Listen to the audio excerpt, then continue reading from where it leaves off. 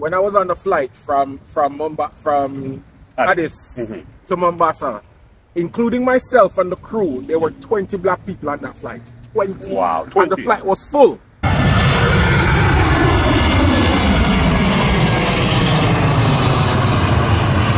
Family, I'm gonna meet up with my good countryman from Jamaica, Julius, today. He's actually gonna move away from Canada to Kenya, so I gotta meet up with him. Mr. Julius, How are you, my brother? what's going on, man? Oh my Lord. Everything all right? Good, man. Good. You too, family.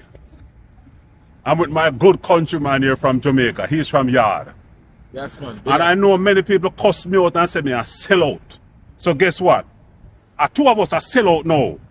But what if wrong with a sellout? So guess what now? I focus on East Africa. See him East Africa too. See him East Africa. But he's a Kenyan man. So Julius, you know them cuss me out and them a cuss you out. Why you choose to decide to leave Jamaica now, Aki and salvage, good sea and good everything. And decide to you're going to Kenya. What's going on with you? Something wrong with you or are you alright? What's going on? No, man, me alright, you know. Why, nothing wrong with Jamaica. Don't get me wrong. There's nothing wrong with Jamaica. My spirit just not there. Your spirit just not there? It's just not there.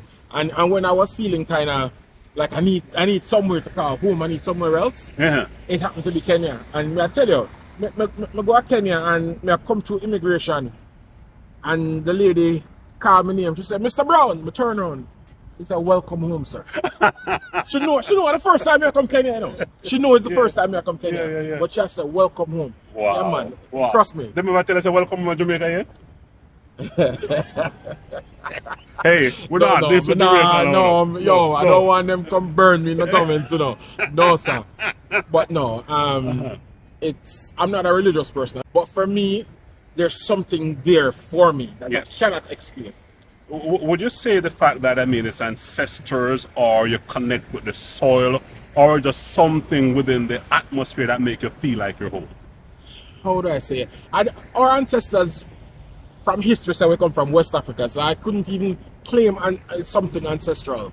It was, I don't want to use the word spiritual because I guess that's what I'm going to have to use. It was in the atmosphere. It was in the atmosphere. Yes. It was in the atmosphere. And the people are warm and friendly and they absolutely love Jamaicans. Jamaicans. Wow. You know, so I hear a lot of people complaining about, you know, how they're treated in Africa. And because they don't understand that our experience is different. Yeah. You understand? So we going there is like we expecting everybody to run and hug you and so on. But guess what? When you tell them you're Jamaican, you get that kind of reception. All right. And other people don't, unfortunately. But Jamaicans, me I tell you, man. You see how powerful our countries. You see how powerful our culture is. That's why we need to clean up the place. Yes, man. Julius, I know you get a lot of pushback from some of your people. But when you're down there, compared to when you're back at Yard, how do you really feel naturally?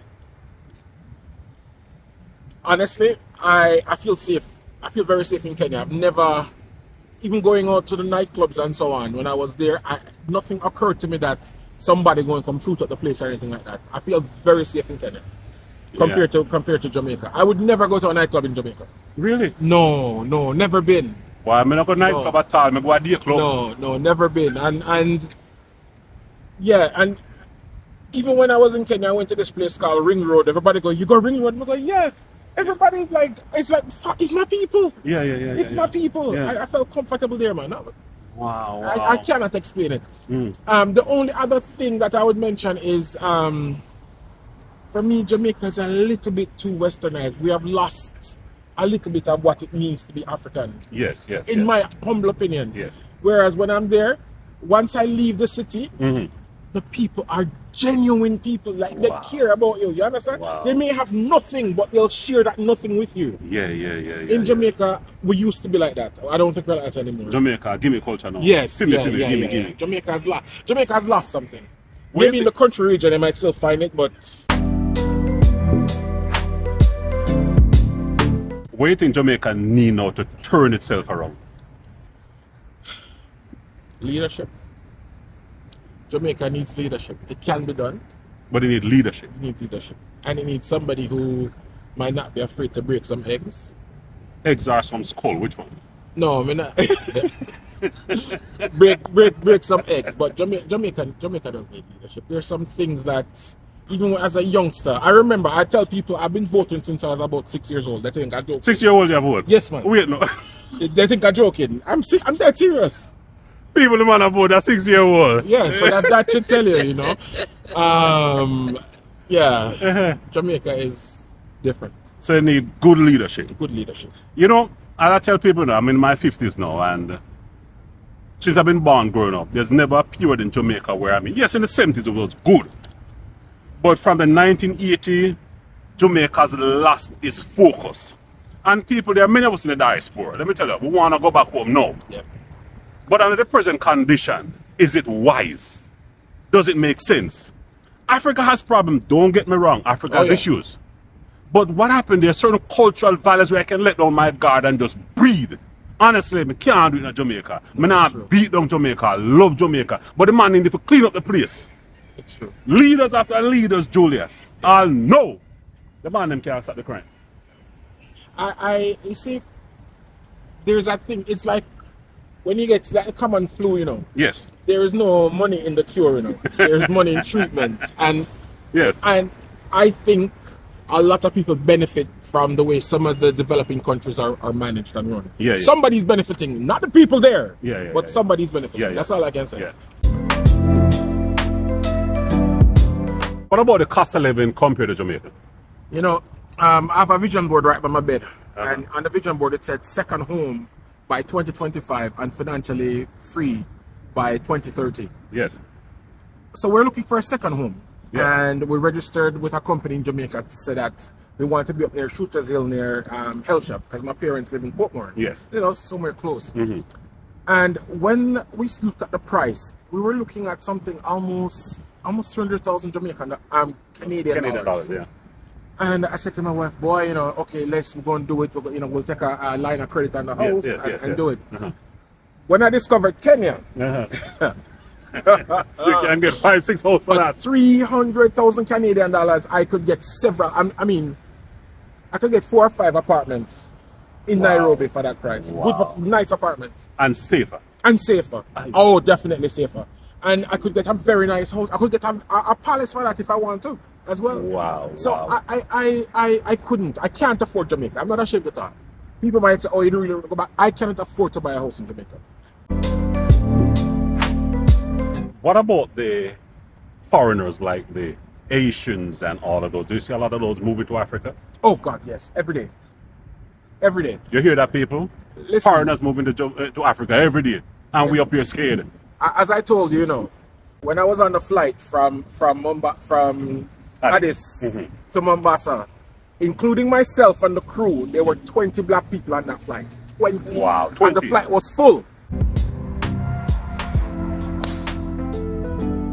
Flight was full? Yeah. Mostly Chinese? Chinese and Caucasians. A lot of Caucasians. A lot of Caucasians. People, black people in the diaspora, get over the fear. Africa has a lot of opportunities, because if it didn't have opportunities, they wouldn't be going. Exactly, they wouldn't be going. Do people call you crazy going on to Africa? Some people. Luckily, my family, my mother, my father. Well, my mother was a little bit worried. My father was like, "Go all the way." You know, my name Julius Nairi, and my brother's name is Ortega Sandinista. So you know where my father's head is. You understand? I tell you, that man is something else. Yeah. So my father was all about that. He's very much into it. My wife, everybody's done. My mother's side of the family, they want to come, but they say I have to get settled first, and then they'll come. So they want you to be the pioneer first. Yes, I'm gonna be the pioneer. Good. That's good. But no, man, I'm happy with my decision.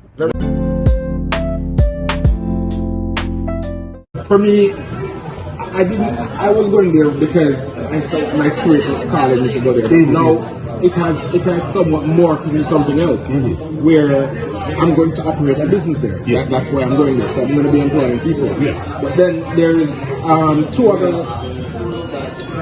issues that is close to my heart. One of which is, I think that we shouldn't have to jump through so much hoops to move to an African country. Yes. So we started C.R.D.E.A, which is the coalition for the repatriation of descendants of enslaved Africans. We have a petition right now that's going on. We're trying to get 10,000 signatures. And once we get the signatures, we're going to give every embassy in DC, every African embassy in DC, we're going to print a copy, and then the electronic copy will go to the AU and the EAC, C.R.D.E.A, and ECOWAS. So, and basically to say, listen, we're coming to start businesses, but some of the procedures you currently have in place some of the structures eliminate people like us, eliminate us. True. Other people will benefit from it, but not us. And I think there needs to be something that will benefit us being able to come up. Because after all, we are Africans.